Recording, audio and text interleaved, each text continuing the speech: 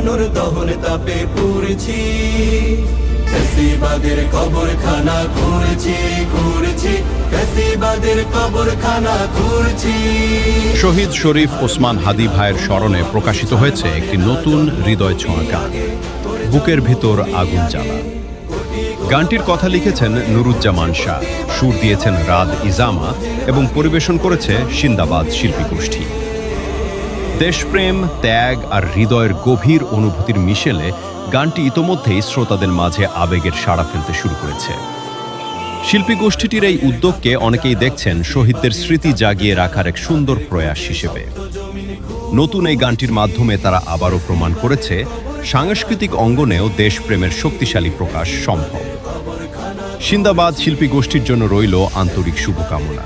তাদের এই সৃজনশীল যাত্রা আরও এগিয়ে যাক। ফ্যাসিবাদের কবরখানা ঘুরছি।